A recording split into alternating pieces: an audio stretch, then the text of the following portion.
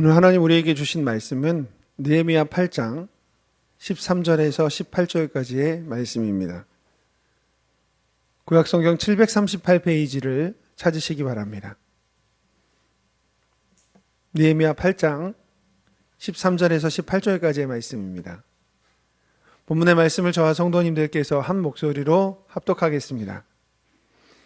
그 이튿날 뭇 백성의 족장들과 제사장들과 레위 사람들이 율법의 말씀을 밝히 알고자 하여 학사 에스라에게 모여서 율법에 기록된 바를 본즉 여호와께서 모세를 통하여 명령하시기를 이스라엘 자손은 일곱째 달 절기에 초막에서 거할지니라 하였고, 또 일렀으되 모든 성읍과 예루살렘에 공표하여 이르기를 너희는 산에 가서 감람나무 가지와 들감람나무 가지와 화석류 나무 가지와 종려나무 가지와 기타 무성한 나무 가지를 가져다가 기록한 바를 따라 초막을 지으라 하라 한지라. 백성이 이에 나가서 나뭇가지를 가져다가 혹은 지붕 위에 혹은 뜰 안에 혹은 하나님의 전뜰에 혹은 숨은 광장에 혹은 에브라임 문 광장에 초막을 짓되, 사로잡혔다가 돌아온 회중이 다 초막을 짓고 그 안에서 거하니 눈의 아들 여호수아 때로부터 그날까지 이스라엘 자손이 이같이 행한 일이 없었으므로 이에 크게 기뻐하며 에스라는 첫날부터 끝날까지 날마다 하나님의 율법책을 낭독하고 무리가 이레 동안 절기를 지키고 여덟째 날에 규례를 따라 성회를 열었느니라. 아멘. 다 같이 자리에서 일어나셔서 오늘 예배를 위해서 성도님들 가지고 계신 기도 제목을 놓고 또 나라와 민족을 위해서 다 함께 소리내서 간절히 기도하겠습니다. 전능하시며 거룩하신 아버지 하나님, 홀로 높임과 영광을 받아 주시옵소서. 하나님 찬양 받으시고 하나님께서 우리에게 주신 이 말씀이 마음밭에 심기어져 열매 맺을 수 있도록 주여 우리와 함께하여 주시옵소서. 주여 우리에게 하나님의 놀라운 일들을 밝히 알려주시고 하나님이 주신 말씀으로 말미암아 우리가 새로움을 입게 하여 주시옵소서. 너는 내게 부르짖으라. 내가 내게 응답하겠고 내가 알지 못한 크고 비밀한 일을 내게 보이리라. 오늘 하나님의 기적을 발견하는 하루가 되기를 소망합니다. 순전하게 말씀 앞에 서서 주님의 말씀에 귀를 기울이는 성도님들이 한 영혼도 그냥 왔다 그냥 돌아가지 아니하고 하나님 만나고 돌아가게 하여 주시옵소서. 나의 왕, 나의 주, 나의 하나님, 이 시간 오직 하나님의 영광만이 온 땅에 드러나게 하시고 우리가 하나님 앞에 나아가 찬양하고 예배하고 기도하는 순간들이 부어주시는 은혜와 기쁨과 평안으로 가득 채워지게 하여 주시옵소서. 아버지, 우리 각 사람이 하나님의 형상을 닮아가기를 소망합니다. 하나님 세우신 이 나라가 그렇게 주님 백성들로 채워져서 대통령 위시한 많은 위정자들이 하나님을 두려워하게 하여 주시옵소서. 주님 주신 마음으로 아버지 정치를 해나가게 하시고 아버지 행정기구, 입법기구, 사법기구에 속한 많은 공무원, 공직자들이 주님 앞에서 신력과 신앙을 겸비한 사람들로 세워질 수 있도록 우리의 다음 세대를 주여 주장하여 주시옵소서. 아버지 하나님, 오늘 주님께서 우리에게 말씀을 주심을 감사합니다.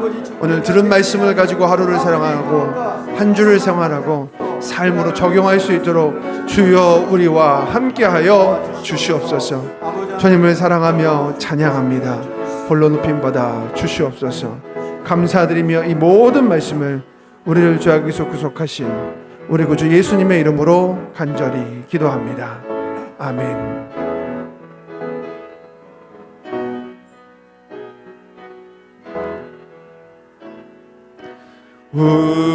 우리에게 향하신 여호와의 인자하심이 크고 크도다 크시도다 크고 크도다 크시도다.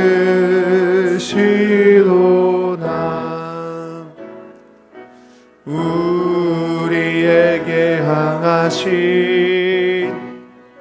여호와의 진심하심이 영원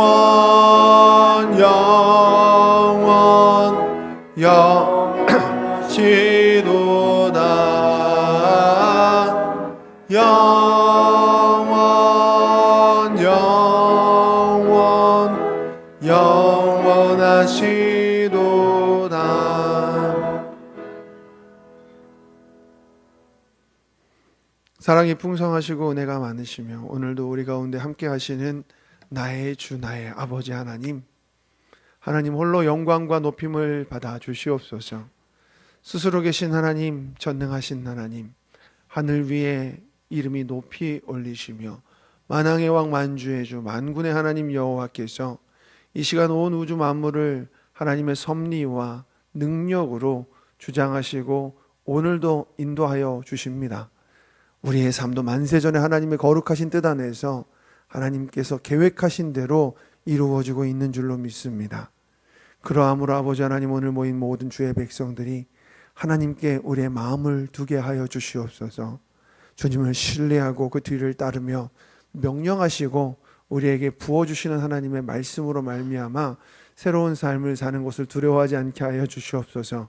그렇게 하나님의 선하시고 기뻐하시고 온전하신 뜻을 분별하여 따를 때 아버지 하나님, 백성들에게 아버지 모든 것을 더하여 주시기를 소망합니다. 아버지, 입고 먹고 또 마실 것을 우리가 걱정하지 아니하며 하나님께 소망을 두고 천성을 향해서 거룩한 걸음을 걷는 비범한 나그네의 삶을 살아가오니 주여, 우리의 걸음걸음을 오늘도 전능자의 그늘로서 인도하시고 지켜 주시옵소서. 부족한 자가 단위에서 하나님의 말씀을 대언할 때 지혜를 주시고 말씀의 능력만이 선포되게 하시며 그 말씀으로 우리가 살게 하여 주시옵소서. 살게 하여 주시옵소서. 예수님의 이름으로 기도합니다. 아멘. 자리에 앉으시면서 좌우에 인사하겠습니다. 하나님의 영광을 위해 삽시다. 하나님의 영광을 위해 삽시다. 또 인사하겠습니다. 하나님의 영광을 기뻐합시다. 하나님의 영광을 기뻐합시다. 우리가 함께 읽은 말씀을 통하여서 예배에서 말씀으로, 말씀에서 삶으로, 이와 같은 제목으로 하나님의 말씀을 전해드리겠습니다. 나팔절이 됐습니다. 새해인 거죠. 예루살렘에 모인 백성들이요, 한 달간 회개하고 하나님을 만났던 그 열정과 뜨거움으로 학사 에스라를 초청해서 진정한 예배를 드립니다. 그들은 그 예배 가운데 눈물과 기쁨을 함께 경험했습니다. 울지 말라. 오늘은 여호와의 성일이니 여호와를 기뻐하라. 너희가 서로 떡을 떼고 교제하라. 우리가 하고 있는 이 주일의 예배가 바로 그런 의미 아니겠습니까? 그들이 참된 예배를 드리고 나자 마음속에 뜨거움과 열정이 생겨나기 시작했습니다. 그 환희와 열기로 가득한 예루살렘에 해가 졌습니다. 여러분, 근데 우리가 흔히 경험하는 바, 열기와 뜨거움과 은혜를 경험한 예배를 드리고 나서 각자의 삶으로 돌아가면 그 삶에서 변화가 곧바로 생겨나던가요? 그러면 참 좋겠지만 그러지 않을 때가 더 많이 있는 것 같습니다. 그런데 여러분, 이때는 좀 달랐던 것 같습니다. 해가 지고 해가 뜨니까요, 이들이 다시 학사 에스라 앞으로 모입니다. 느헤미야 8장 13절 말씀 같이 읽어보겠습니다. 그 이튿날 뭇 백성의 족장들과 제사장들과 레위 사람들이 율법의 말씀을 밝히 알고자 하여 학사 에스라에게 모였어. 가슴 뜨거운 예배의 열기를 경험한 다음에 그 열기가 식기 전에 이들이 원했던 것은 하나님 말씀 앞에 서는 겁니다. 여러분, 우리가 우리의 삶에 변화가 생기려면 예배 가운데 은혜 받고 감정적으로 위로받은 다음에 집에 돌아가서 그 위로받은 걸 마치 충전이라고 생각하고 한 주일 동안에는 방전하는 삶을 사는 거, 이거 조심해야 됩니다. 이 말의 의미가 뭐냐면, 주일에 하나님 충분히 봤으니까 일주일 동안 하나님 없어도 돼. 충분하게 이 충전된 걸 소모하다가 다 쓰면 다시 한번 교회 나가면 돼 라고 생각하는 겁니다. 이거 사단의 속삭임입니다. 여러분, 우리가 은혜 받은 시간, 하나님께 예배 가운데 하나님 만나는 열기와 뜨거움과 회개와 기쁨을 경험한 시간이 지나고 나면 해야 할 일이 있습니다. 바로 우리의 삶의 순간순간에 하나님 앞에 내가 서는 겁니다. 말씀 앞에 서는 겁니다. 하나님, 말씀하여 주시옵소서. 주의 종이 듣겠습니다. 하나님 말씀 앞에 서기 위해서 이스라엘 백성들은 학사 에스라에게 모입니다. 여러분, 우리가 살다 보면 한 번씩 뜨거운 영적 희열을 경험하는 날이 다가옵니다. 여러 가지 원인들이 있을 겁니다. 목사님이 말씀을 너무 잘해주시는 분 말씀을 들었든지, 아니면 내 마음 가운데 하나님이 쿵 하고 떨어뜨려 주시는 메시지가 너무 강력해서 마음문이 활짝 열릴 때가 있을 수 있습니다. 근데 중요한 것은 그 다음인 것 같습니다. 제가 중고등부 사역을 할 때 이제 수련회를 매년 2번씩 했었거든요. 여름 수련회, 겨울 수련회. 근데 그때 보면은 수련회 팬들이 있습니다. 이 친구들 잘 들으셔야 돼요. 수련회 팬입니다. 수련회에서 만나는 하나님은 너무너무 사랑해요. 근데 평상시에 만나는 하나님께는 관심이 없는 친구들입니다. 이건 하나님 팬인지 수련회 팬인지 모르겠으나 지금 생각해 보면 수련회 팬입니다. 여러분, 수련회 가면 그 중고등부 수련회가 가지고 있는 독특한 분위기가 있습니다. 일단 세상과 단절됩니다. 언제든지 친구들을 만나고 핸드폰 해가지고 그들하고 같이 소통하던 시간이 그때는 단절됩니다. 뭐 수련회마다 좀 다르긴 하지만 핸드폰을 걷는 수련회에 가게 되잖아요. 그럼 애들은 뭘 해야 될지 모르게 됩니다. 난 어디? 나는 누구? 여긴 어디? 그거 아시죠? 나는 어디? 여긴 누구? 뭐야 이거? 지금 제가 말이 바꿨잖아요. 이렇게 되는 겁니다. 나는 누구? 여긴 어디? 여러분, 이게요, 참 웃기지만 가만 생각해 보면은 고등학문과 철학의 근간이 되는 질문 아닙니까? 나는 누구인가? 지구는 어디인가? 막 이런 질문을 그 순간에 하는 겁니다. 그러면서 그 아이들은요, 사색을 싫어하고 검색을 좋아하던 그 MZ세대들이 할 게 없으니까 다른 것에 관심을 갖기 시작합니다. 가끔은 핸드폰 없이 한 달 정도 지내보는 게 어떨까 하는 생각도 좀 해봅니다. 그러면 우리 아이들도 좀 달라지지 않을까. 그렇게 아이들이요, 나는 누구이며 여기는 어디인가라고 하는 존재론적인 질문을 하다가 조금 새로운 것들을 발견하기 시작합니다. 일단 예배가 좀 다르게 보여요. 그리고 여러분, 수련회 가서 그 독특한 분위기 속에 왠지 캠프파이어 같기도 하고 캠핑장 같기도 하고 기도원 같기도 하고 그 분위기 속에서 자기 나이 또래에 한 번도 본 적이 없는 다른 성전의 언니 오빠들, 특히 오빠들 발견합니다. 교회 오빠 있잖아요.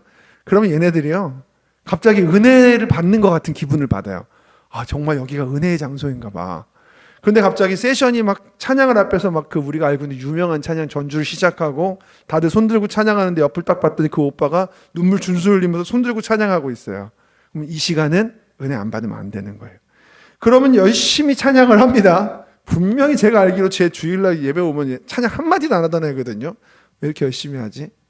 근데 하여튼 좋잖아요. 그러면 그 열심히 찬양을 하다가 영적 희열을 경험하는 거죠. 수련회 가면 감동이 있어. 은혜가 있어. 이러면서 말입니다. 자, 근데 그렇게 수련회가 끝나고 교회로 돌아가잖아요. 유통기한이 길면 한 달, 짧으면 일주일입니다. 분명히 그 수련회 때 제가 설교했거든요. 그 친구 제가 설교할 때 나서 방방 뜨면서 찬양했거든요. 앞에 나와서 목사님 기도해 주세요 해서 기도해 드렸거든요. 근데 주일날 인사하는데 인사를 씹습니다. 할렐루야, 형제. 제가 어디 가지? 왜 이러는 걸까요? 여러분, 사실 우리가 마음에 감동을 하는 거, 마음속에 기쁨이 넘치는 거, 그게 다 은혜는 아닙니다. 여러분, 잘 생각해 보십시오. 영화를 볼 때 BGM을 싹 걷어내고 영화를 보잖아요. 감동이 안 됩니다. 생각보다 우리의 삶에 음악이 주고 있는 힘이 굉장히 큽니다. 제가 지금 이 한마디 하는 거 여러분들 졸리시는 분도 분명히 있을 수 있는데요. 옆에다가 제가 BGM을 틀고 말하잖아요. 오늘따라 목사님 말씀이 너무 좋은데? 막 이렇게 여러분 느껴지신다니까. 진짜예요. 한번 실험을 해봐야 되는데 언젠가요? 여러분, 우리가 분위기가 가지고 있는, 혹은 음악이 가지고 있는, 아니면 그 자리에 있는 누군가가 갖고 있는 그 느낌 때문에 내가 은혜 받았다라고 착각하는데, 은혜는 그런 게 아닙니다. 은혜는 하나님이 주시는 겁니다. 그러니까 우리가 하나님 말씀 앞에서 발가벗겨져 서로 봐야 됩니다. 내 연약함을 깨닫고 하나님 말씀의 무게를 깨닫고, 그리고 나서 그 말씀대로 살아가는 것까지 가는 게 은혜입니다. 여러분, 은혜는 능력이 있습니다. 영적 희열을 경험한 게 끝이 아니라 그 다음에 우리가 말씀 앞으로 나아가고자 하는 열정이 있어야만 합니다. 이 아이들에게 정말 필요한 것은 말씀이었습니다. 그래서 이 수련회가 끝나고 나서 그 다음에 그 수련회 때 그 느낀 감정과 은혜를, 말씀을 매일의 삶 가운데서 녹여내려고 하는 모멘텀이 있지 않으면 금방 다시 돌아가게 됩니다. 여러분, 울고 찬양하고 기도하는 것에 대해서 제가 부정하는 게 결코 아닙니다. 반드시 필요합니다. 그런데 중요한 것은 그 다음입니다. 한번 따라해 보겠습니다. 중요한 것은 그 다음이다. 여러분, 사람들이요, 은혜 받고 막 눈물 흘리고 그렇게 예배하면 우리가 신앙이 성장해서 갑자기 다른 사람이 된다라고 착각하는 경우들이 있습니다. 교회 나와도 평상시에 은혜 안 받던 남편이 어느 날 어떤 목사님이 부흥회 때 오셔서 설교하시는데 눈물 막 흘려요. 됐다. 다음 주부터는 달라질 거야. 안 달라집니다. 다음 주에는 그 목사님 어디 가셨어? 이제 그렇게 되는 겁니다. 여러분, 살아보셨잖아요. 우리가 어떤 말씀에 은혜 한번 팍 받았다고 해서 삶이 완전히 달라집니까? 물론 그런 사람들도 간혹 있습니다만 대부분 그렇지 않습니다. 삶은 치열한 싸움입니다. 매일매일 우리가 하나님 앞에 서보고 매일매일 사단과 싸우고 매일매일 말씀으로 내 삶을 조망해야만 합니다. 마치 우리가 집을 짓듯이요. 이 벽돌이 맞나? 이 벽돌이 맞나 하다가 맞는 벽돌 하나하나 쌓아 올리듯이 그렇게 우리의 삶을 훈련하고 달라지게 하는 것이 신앙의 성장 아니었습니까? 여러분, 하루를 시작하는 데 있어서 말씀 앞에서는 자기 동기부여라는 모멘텀 없으면 우리는 사실 매일매일을 그냥 쳇바퀴처럼 살아가 버리게 됩니다. 사단이요, 우리가 은혜 받으면 그 은혜 그냥 내비두지 않습니다. 어떻게 하냐면 이렇게 얘기를 하죠. 야, 오늘 말씀 진짜 좋았어, 그지? 오늘 은혜 진짜 많이 받았어, 좋다, 그지? 근데 너 바쁘잖아. 할 일 많잖아. 집에 가봐. 오늘 뭐 하기로 했어? 그래, 너 오늘 집에 가가지고 그거 하기로 했잖아. 그거 먼저 하고 내일부터 생각하자. 그럼 끝입니다. 내일은 없습니다. 어제 내가 뭐 하기로 했는데 뭐였지? 목사님 말씀이 뭐였지? 이러면서 그냥 지나가게 됩니다. 여러분, 그래서 우리가 은혜 받은 그 다음이 중요합니다. 하나님 말씀 앞에 서보는 겁니다. 오늘 내게 주신 그 은혜의 말씀 앞에 나를 세워보는 겁니다. 도대체 그 말씀이 의미하는 바가 뭐고 이것을 우리가 지켜내고 사는 것은 도대체 무엇인지를 우리가 직접 만나야 됩니다. 혹시 아이언맨이라는 그 영화 아십니까? 거기에 보면은 주인공이 변신할 때 자비스라고 하는 인공지능한테 말을 걸어요. 자비스 막 이러면 걔가 뭔가를 막 해줍니다. 여러분, 자비스가 말 한마디 한다고 변신 다 시켜주잖아요. 은혜는 그런 거 아닙니다. 하나님이 우리에게 자비스를 보내주셔가지고 내일부터는 변한 삶을 살아가게 되고 그런 게 아니라는 말입니다. 여러분, 예루살렘에 성령의 터치가 있었습니다. 이 백성들이요, 자기의 처소에서 하나님께 회개하고 이 초막절 예배 가운데 하나님 만나서 기쁨을 경험하고 환희와 열기가 가득했습니다. 근데 여기서 그들이 그냥 끝내지 않습니다. 해가 지고 다음날 아침이 되니까 학사 에스라를 찾아옵니다. 왜냐하면 그 예배 가운데 그들의 마음을 울리는 메시지가 있었거든요. 그 말씀 앞에 서고자 했던 겁니다. 그 말씀이 뭐냐면 8장 10절입니다. 느헤미야가 또 그들에게 이르기를 너희는 가서 살찐 것을 먹고 단 것을 마시되 준비하지 못한 자에게는 나누어 주라. 이날은 우리 주의 성일이니 근심하지 말라. 여호와로 인하여 기뻐하는 것이 너희의 힘이니라. 이전에는 희열 가득한 예배드리면 끝인 줄 알았거든요. 그거면 충분하다고 생각했거든요. 근데 그게 다가 아니었던 거예요. 너희가 오늘 여기서 끝내면 안 된다. 이거 오늘 주의 성일이거든. 주의 성일날 뭐 하는지 알지 않느냐. 떡을 떼고 교제해라. 여호와를 기뻐해라. 너희가 예배했으면 주의 성일에 그 다음에 할 일이 있다라고 말씀을 풀어서 전달해 주는 것입니다. 여러분, 이게 되게 충격적이었습니다. 너무 당연한 것이었는데 이 140년 동안 이스라엘 백성들이 잃어버렸던 것은 솔로몬 성전만 잃어버린 게 아니라 그들의 예루살렘 성벽만 잃어버린 것이 아니라 예배를 말씀 가운데 삶으로 가져오는 것을 잃어버리고 있었던 겁니다. 뭐야, 그냥 회개하고 눈물 흘리고 희열 가득한 예배 드리면 되는 거 아니었어? 이거면 되는 거잖아. 하지 말라는 게 있는 거예요. 아니다. 이제 거기까지만 슬퍼하고 이제부터 기뻐해라. 여호와의 성일은 그런 날이 아니다. 말씀을 해석하네. 그것을 사는 방법이 있네. 라는 것이었습니다. 여러분, 제가 대학교 때 찬양 인도하시는 목사님 뒤에서 싱어로 이제 몇 번 섰었는데 한 번은 여름 수련회를 이제 전국에서 모이는 수련회에서 뒤에서 싱어로 선 적이 있었습니다. 그때 뭐 호서대학교 강당에서 한 1000명 이상 되는 수련회였던 것 같아요. 근데 찬양하는데 너무 눈물이 나는 겁니다. 그래서 찬양 계속 불러야 되는데 예배 시간 내내 울면서 잘 부르지도 못했어요. 그래서 스스로가 되게 내가 은혜로운가 보다. 내가 보는 사람들도 은혜 받았겠지? 그래서 이제 중간에 목사님이 잠깐 다 같이 모여서 기도하자고. 근데 저보고 회개는 집에서 해. 이 시간은 찬양하는 시간이야. 라는 거예요. 되게 충격적이었습니다. 아니, 뭐가 되든 도가 되든 그냥 울고 찬양하고 뭐 어쨌든 울고 회개하고 하면 그게 예배잖아 생각했는데요. 찬양을 인도하는 사람들에게, 말씀을 증거하는 사람들에게, 마이크를 들고 찬양하는 사람들에게 하나님이 맡겨주신 사명들이 있는 것이었습니다. 그 다음이 있는 것이었던 거죠. 저는 그때 이후로 조금 달라졌습니다. 여러분, 이들에게도 되게 충격이었던 것 같아요. 우리가 그냥 열기를 가지고 회개하는 마음과 기쁨으로 예배하면 되는 거 아니었나? 근데 그게 아니라는 거예요. 거기까지 해라.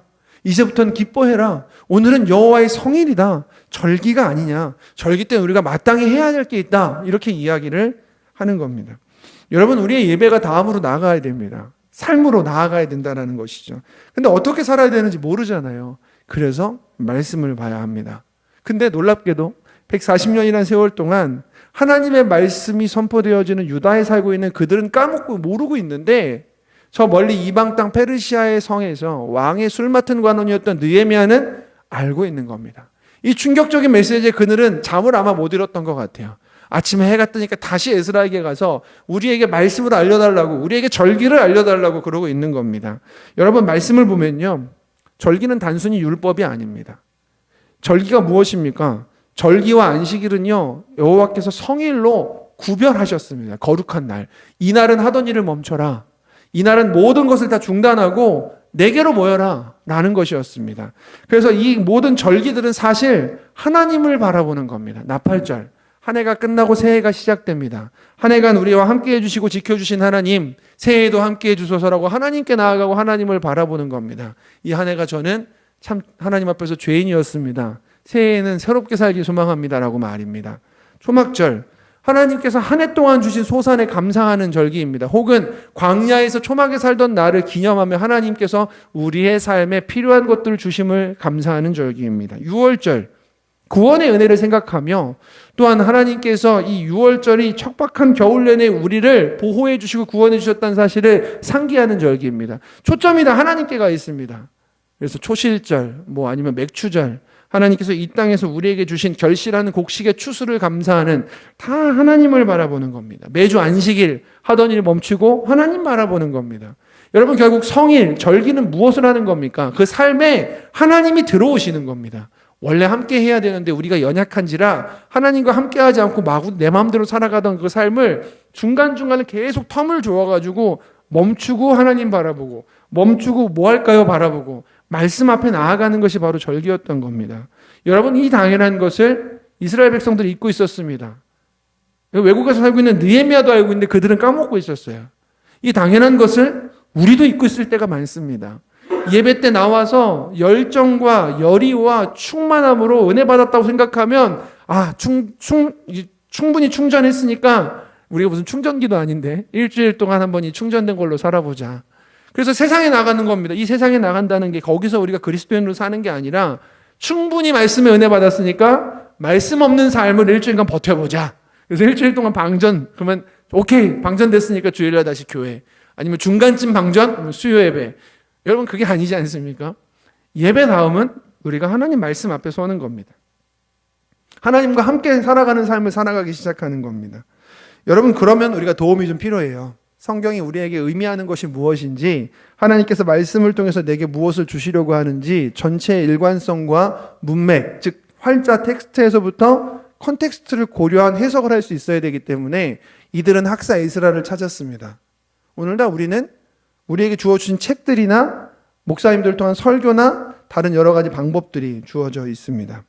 흔히 말씀으로 충분하다라는 말은요, 성경만 읽으면 된다라고 하는 말이기도 하지만, 그 성경만 읽으면 된다는 말이 자의적으로 해석해도 된다는 뜻은 아닙니다.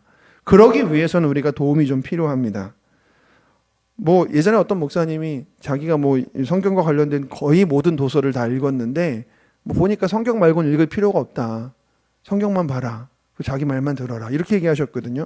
일단 두 가지가 걸렸는데, 첫 번째는 제가 알고 있는 바 그것과 관련된 책이 수십만 권인데 그걸 어떻게 다 보셨는지가 참 이해가 안 됐고, 두 번째는 나머지 책을 볼 필요가 없다, 자기 말만 들으라고 하는 것이 과연 하나님이 기뻐하시는 걸까라는 생각을 해보았습니다.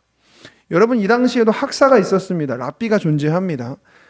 기독교사에서도 하나님께서는 교사를 세우셨고 목사를 세우셨고 하나님의 말씀을 해석할 수 있는 사람들을 두셨습니다. 기독교는 사실상 이단과의 전쟁이었습니다. 어떤 것이 옳은 말씀이고 어떤 것이 우리의 삶에 필요한 말씀인지를 알게 하시기 위해서 역사상 걸출한 신학자들, 천재들을 배출시키셨고 교리와 성경을 정립하여 책으로 놔두셨습니다. 그러니까 우리가 성경을 제대로 보기 위해서 도움받을 게 참 많이 있습니다. 이스라엘 백성들이 그날 아침에 그 말씀을 바르게 알기 위해서 학사 에스라를 찾아간 것입니다. 자, 이제 그렇게 우리도 하나님 말씀 앞에 서기를 소망합니다. 그렇게 아침 일찍 성경을 펼쳐서요, 에스라가 절기에 대해서 알려주기 시작합니다. 그들에게 알려준 것은 끝냈던 나팔절 다음 절기인 초막절에 대한 것이었습니다. 초막절의 의미, 어떻게 지키고 그것은 우리가 어떻게 해나가야 되는지를 알려주었습니다. 14절입니다. 율법에 기록된 바를 본즉 여호와께서 모세를 통하여 명령하시기를 이스라엘 자손은 일곱째 달 절기에 초막에서 거할지니라 하였고, 에스라는 백성들과 함께 율법을 살펴보았습니다. 거기에 보니까 초막절에 대한 내용이 나와 있는데요. 아예 우리가 직접 읽어보겠습니다. 레위기 23장 34, 36절. 이스라엘 자손에게 말하여 이르라. 일곱째 달 열 닷새 날은 초막절이니 여호와를 위하여 이레 동안 지킬 것이라.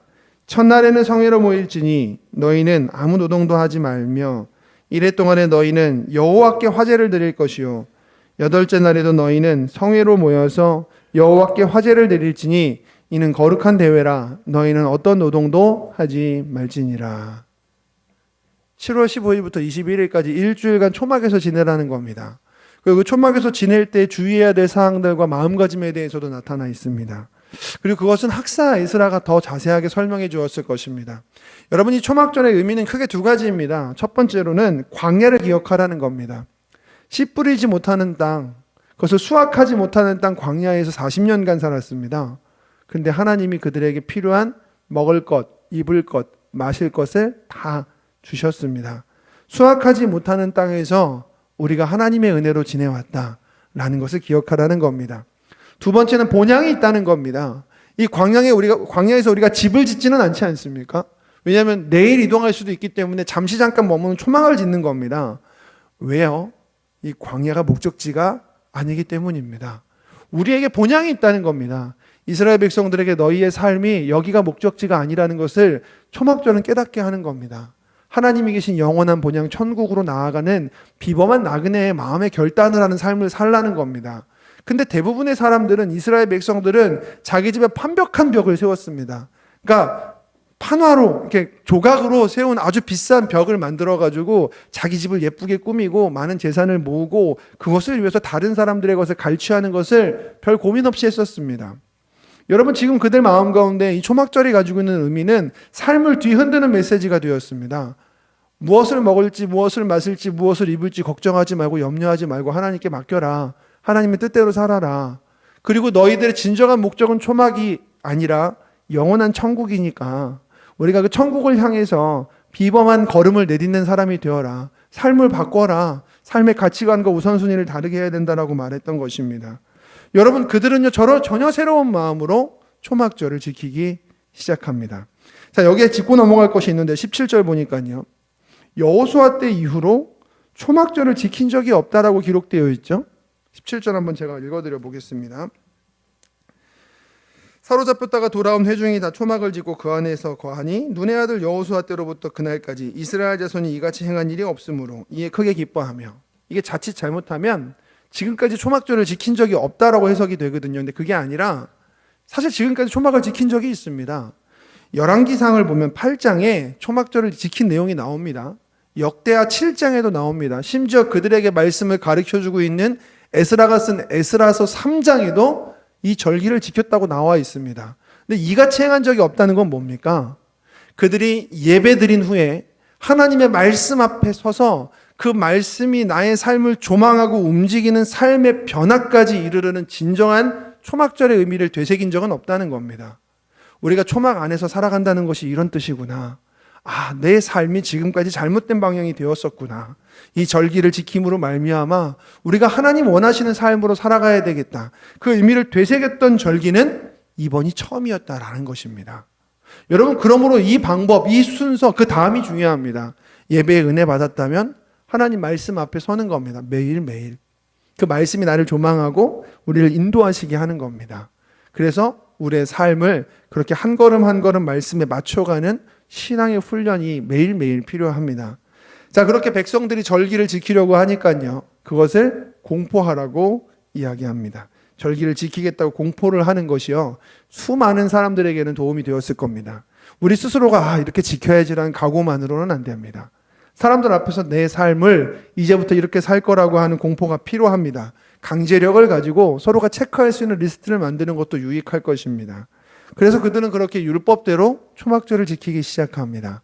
하나님이 초막절에 이러한 재료로 너희가 초막절을 세우라 라고 했기 때문에 그대로 합니다. 감람나무, 들감람나무, 거기에 화석류나무, 필요한 나무들을 다 가져다가 잎새가 무성한 나무들로 초막을 짓고 일주일 동안 그 안에서 그 의미를 되새기면서 생활을 했습니다. 근데 그때 욕심내지 않고 배려했습니다. 예루살렘에 거주하고 있는 거주자들은 자기 집 옥상이나 바로 집 앞에 있는 뜰에다가 지었고 함께 할 수 있는 그런 공동체의 즐거운, 여러분 캠프 해보셨지 않습니까? 여러 명이 모여서 함께 할 수 있는 그런 즐거운 공간은 외부에서 온 사람들에게 배려해서 놔두었습니다. 그래서 성전 앞들, 아니면 수문 앞 광장, 아니면 에브라임 문 앞. 에브라임 문은 3장에 이제 성벽 지을 때 등장하지 않았던 문인데요. 이제 북서쪽에는 옛문과 서쪽에 있는 골짜기민 중간쯤에 있는 문입니다. 그 앞에 있는 공간 안에 사람들이 초막을 칠 수 있도록 배려해 주었습니다. 자, 그렇게 사람들은 드디어 성경에서 말하고 있는 방법대로 말씀의 의미대로 초막을 짓고 일주일간 생활했는데요. 뭐라고 기록되어 있냐면 17절에 심히 기뻐했다라고 기록되어져 있습니다. 그날까지 이스라엘 자손이 이같이 행한 일이 없었으므로 이에 크게 기뻐했다. 심히 기뻐했다. 여러분, 크게 기뻐했다라는 게 왜 기뻐했을 것 같으세요? 여름 휴가 나가듯이 이 초막을 딱 세워놓고 평상시랑 다 아까 아이들이 얘기했던 그 수련회 분위기 막 옆집 초막에 있는 오빠는 참 잘생기셨네 막 이러면서 서로 안녕하세요 어디서 오셨어요? 예 고기 구워 드세요? 뭐 이런 분위기가 아닙니다. 여기서 심히 기뻐했다 혹은 크게 기뻐했다의 원어를 보니까 가슴이 뜨겁게 벅차올랐다라는 말입니다. 하나님 말씀의 의미, 초막절의 의미를 깨닫고 그것을 살아내기 시작한 이 순간을 기억하는 겁니다. 회복되는 삶에 벅차오르기 시작했습니다. 자, 8장 18절. 에스라는 첫날부터 끝날까지 날마다 하나님의 율법책을 낭독하고 무리가 2일 동안 절기를 지키고 8째 날에 규례를 따라 성회를 열었느니라. 첫날부터 끝날까지 7일 동안입니다. 그리고 마지막 8일째에도 큰 성회가 있었습니다. 매일매일 말씀 앞에 섰습니다. 이게 참 중요합니다. 매일매일 말씀 앞에 섰습니다.